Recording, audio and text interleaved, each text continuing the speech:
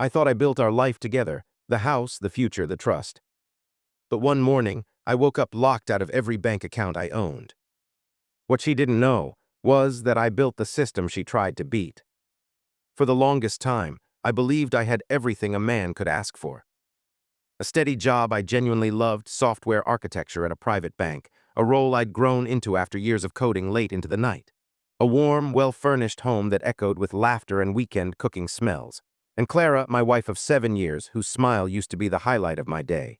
She was elegant, thoughtful, always humming around the house. People would say we were the kind of couple others envied. I believed them. We shared everything, at least I thought we did. Finances were never a point of tension. I was the primary earner, and Clara had a freelance art business that brought in a little here and there.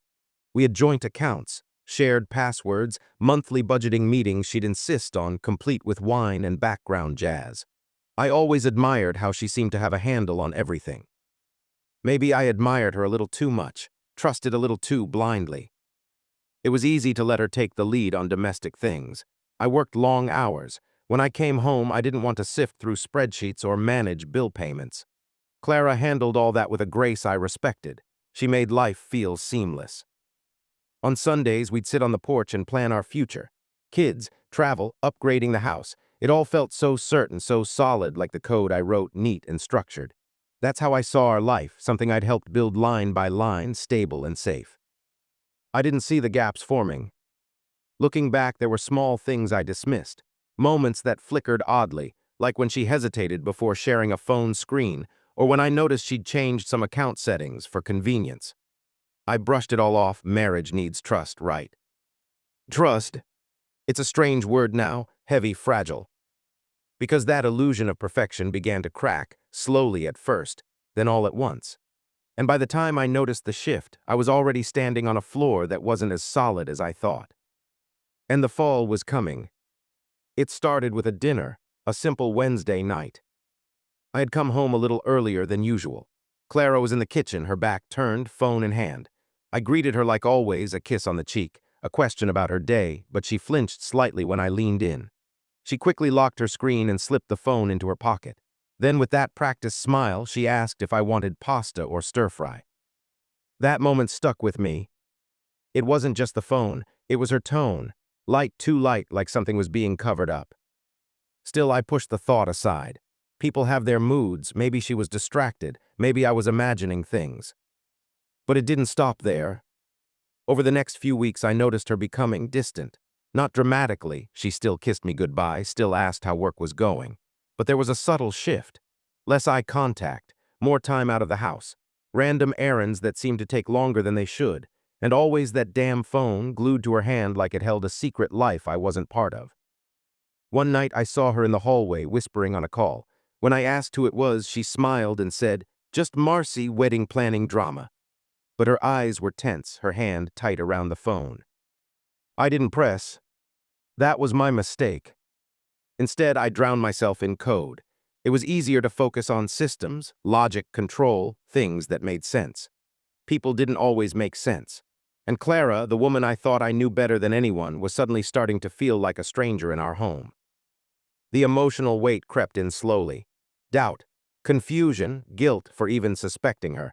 But suspicion doesn't need proof to start hurting, it just needs silence. And there was a lot of silence between us now. One morning, she asked if I could send her my recent pay stub for tax stuff. I sent it without thinking, like always. But that night, lying in bed, I kept turning over that request in my head.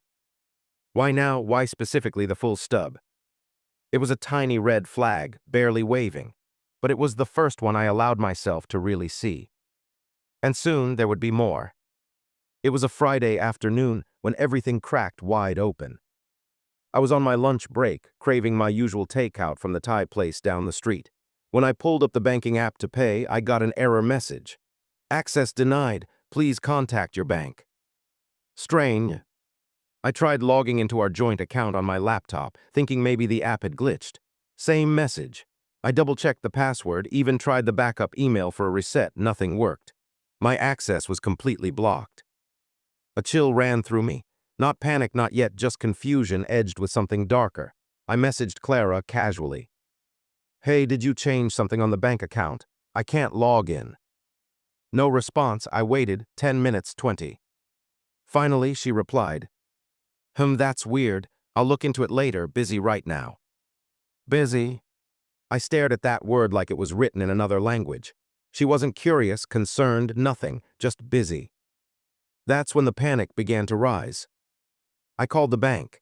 After verifying my identity, the customer service rep paused, then carefully said, I'm afraid we can't disclose information about this account at this time. It's under administrative hold. Hold? What kind of hold? I'm sorry, sir. I'm not authorized to provide further details. I felt the air leave my lungs, like someone had punched a hole through my chest. I hung up, my hands shaking slightly. It didn't make sense. Clara and I had no debts, no disputes, no reason for any legal action that I knew of. But the moment I heard the words administrative hold, I knew it wasn't some random error. It was her. I went to our home office and opened the drawer where we kept important documents. A folder was missing, the one with our financial records, wills, and joint investment papers. The silence of the house suddenly felt menacing. I walked room to room, heart pounding, searching for anything out of place. Everything looked the same, and yet nothing felt the same. That night Clara came home late. She was calm, too calm. I didn't confront her, not yet. I needed more than a gut feeling. But inside I was unraveling, and at the same time something colder was beginning to settle in. Not fear, not yet. Just the quiet realization that the person I trusted most had drawn a line in the sand. And I was already standing on the wrong side. The next morning, Clara acted like nothing had happened. She made coffee, offered me toast, and chatted about a neighbor's garden like we weren't sitting on a bombshell. I played along, nodding, pretending I hadn't spent half the night staring at the ceiling, my mind spinning. But something inside me had changed. A switch flipped. I wasn't going to ignore the signs anymore. While she showered, I opened her laptop. I'd never snooped before, never felt the need, but now I needed to know. The password hadn't changed. That surprised me. Maybe she thought I wouldn't look. Maybe she thought I was still asleep. I searched through her folders, her browser history. Most of it looked normal, until I found a folder tucked deep inside her downloads labeled Finance 2023. My hands tightened on the mouse.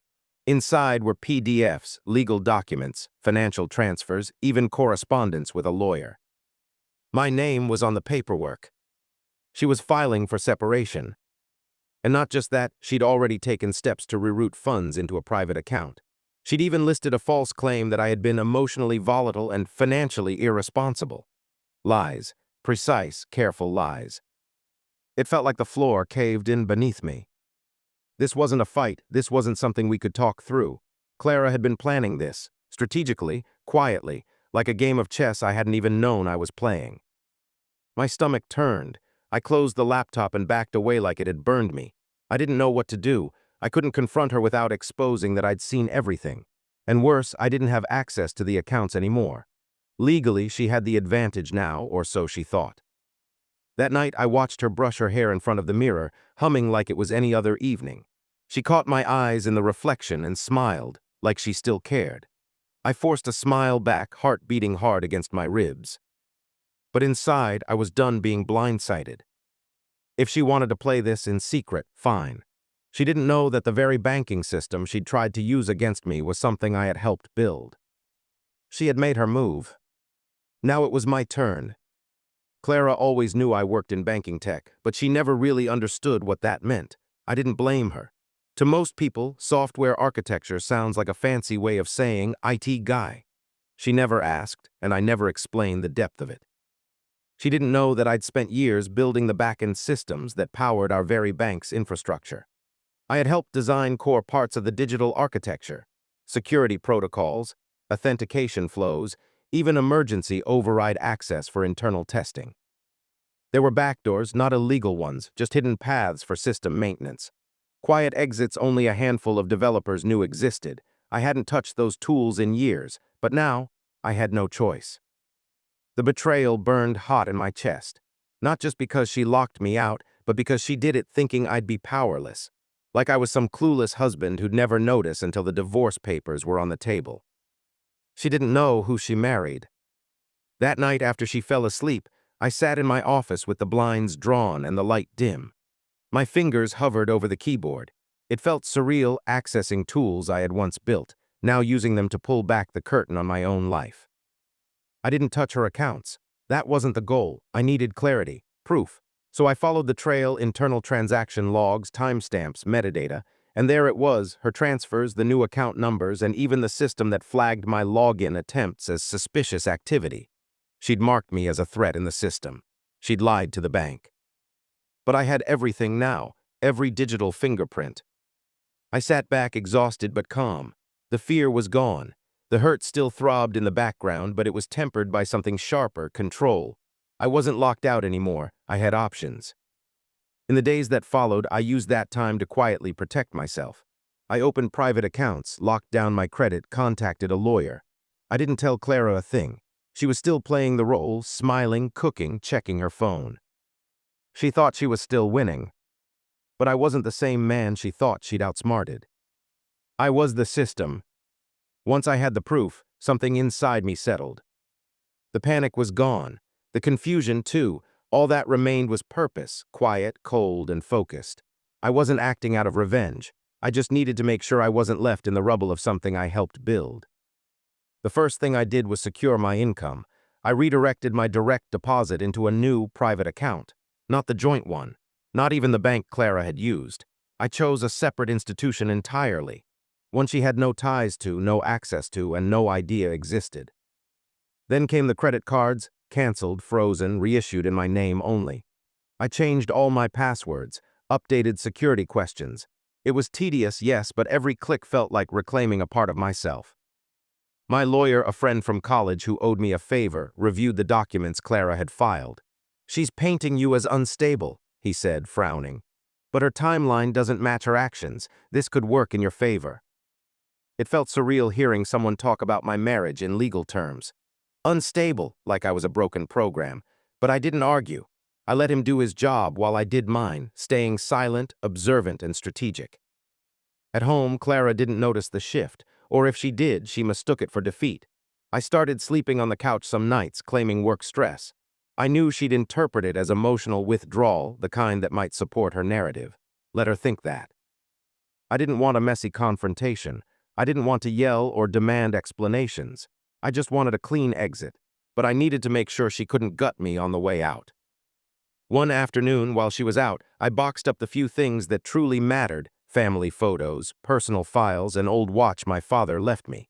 I didn't take much, just what I'd need in case everything went south. And then I waited. Waited for the moment she'd realize she wasn't in control anymore, that everything she thought she'd hidden had already been uncovered, that her quiet war had a silent opponent. I wasn't scared anymore. I was ready. It happened on a Tuesday evening, the confrontation I knew was coming. Clara came home later than usual, carrying shopping bags like everything was fine. She kicked off her shoes, hummed to herself, and started unpacking groceries. I watched her from the living room, my chest tight with a calm I didn't recognize in myself. I stood up and said her name just once quietly. She turned, eyes slightly confused, like I'd interrupted a thought. I told her we needed to talk. At first, she tried to brush it off. "I'm tired, can we do this later?" But I didn't move. I didn't raise my voice. I didn't accuse her. I just said, "I know everything, Clara." The smile vanished from her face. "I know about the new account. I know about the lawyer. I know what you've been planning behind my back." She froze. For the first time in weeks, she didn't have a response ready. Her mask slipped just a little. "I don't know what you're talking about," she said too quickly. "I built the system you tried to lock me out of," I said. "I've seen the transfers, I've seen the claims, I know what you told the bank." Her eyes widened and something flickered across her face, fear. No, anger, maybe both. "You had no right to dig through my files," she snapped. "You had no right to erase me from my own life," I replied. Silence settled between us like thick fog. She looked away, then back at me, jaw clenched. "You were always working," she said bitterly. "Always buried in code. I didn't even feel like I had a husband anymore." "So your solution was to steal?" "I didn't steal," she shot back. "I protected myself. I just moved things before you could." "Before I could what?" She didn't answer. I let the silence do the rest. Then I pulled out a folder, copies of everything, the banking trails, the legal documents, the metadata she didn't think I'd ever see. I placed it on the kitchen counter between us. Her hands trembled slightly as she reached for it. She didn't open it. "You've already lost, Clara," I said quietly. "I'm not the one you can fool anymore." She didn't argue, she didn't cry. She just walked out of the room, and for the first time since all of this began, I felt something strange. Relief. The days after the confrontation were heavy. Our house, once filled with quiet warmth, felt cold like a shell waiting to break. Clara moved out almost immediately, taking only a suitcase and the clothes she'd been wearing. The silence she left behind was louder than any argument we'd had. I spent the first few nights pacing, trying to piece together how everything unraveled so fast. The life I thought we built, line by line, was now just rubble beneath my feet. Friends reached out, but I wasn't ready to talk. Talking felt like reopening wounds that were barely scabbed over. Instead, I buried myself in work, turning to the one thing I trusted: logic. But logic only took me so far. I missed her, not the betrayal, not the lies, but the woman I thought she was. The Clara who laughed at my bad jokes, who once held my hand through late-night thunderstorms. That part of her was gone now, lost somewhere beneath the quiet war we'd waged in silence. At the lawyer's office, things moved slowly. The paperwork, the hearings, the back and forth over assets and custody, which we hadn't even discussed but hung like a shadow over every conversation. Sometimes, late at night, I'd find myself staring at the ceiling, wondering if there was a moment, just one, where I could have turned everything around. Was it my fault? Did I miss the signs? Could I have done something differently? But the truth was stubborn. Trust once broken is hard to rebuild. And sometimes people change or reveal themselves in ways you never expected. I didn't want this fight to define me. I refused to let bitterness consume my future.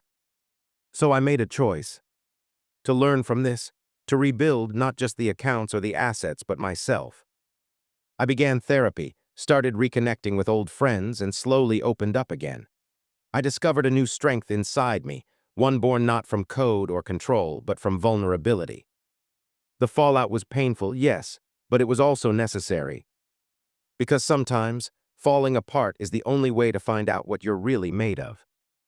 The months after Clara left felt like walking through fog, disorienting, slow, and cold. But I was determined to move forward. I threw myself into small routines first, mornings with black coffee and jogging around the neighborhood. Afternoons spent fixing up the house, repainting walls, clearing out clutter, creating space where chaos had lived. These small acts felt like stitches slowly sewing me back together. Therapy helped too. It wasn't easy admitting that I'd missed the signs, that I'd let myself be blindsided by someone I loved. But the counselor didn't judge. She helped me unpack my anger and pain, guiding me to see the man I wanted to become, one who could trust again, but also protect himself. Work, once a refuge, became a new challenge. I started mentoring younger developers, teaching them not just about code, but about resilience. Sharing my story, carefully, reminded me that even in broken systems, you can find ways to rebuild stronger foundations. Financially, I was stable. I had regained control of my accounts, protected my assets, and even started small investments.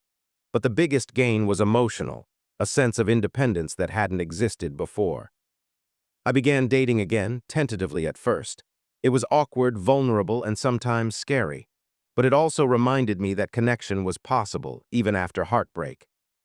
Most importantly, I learned to listen to my gut, my emotions, and the people around me.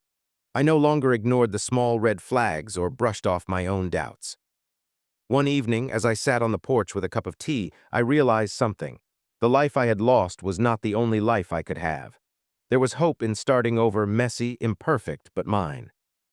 And for the first time in a long time, I felt ready to embrace it. Standing at the edge of the past, I finally felt something I hadn't in a long time: peace.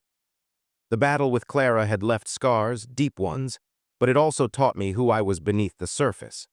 Not just a coder, not just a betrayed husband, but a man who could rise from the wreckage and choose his own path. The bank accounts, the legal fights, the secrets, they were behind me now. What mattered was what I built next. I stopped carrying the weight of bitterness. I forgave her, not for her, but for myself. Forgiveness wasn't weakness, it was freedom. I took trips alone, visiting places I'd only dreamed of. Mountains, beaches, small towns where no one knew my name. Each journey was a way to reconnect with the parts of me that had been buried beneath fear and pain. At work, I spearheaded a new project, one that aimed to make banking safer and more transparent, a way to protect people like me from being shut out, silenced, or erased. And in my personal life, I nurtured relationships grounded in honesty and respect. I learned to trust again, carefully, but without hesitation. Most nights, I still catch myself thinking about Clara, not with anger, but with a strange kind of sadness, a mourning for what was and what could never be. But I don't dwell there, because life doesn't wait. It moves forward, whether we're ready or not. And so do I. I am no longer the man who sat in the dark, locked out of his own life. I am the man who coded his way back in.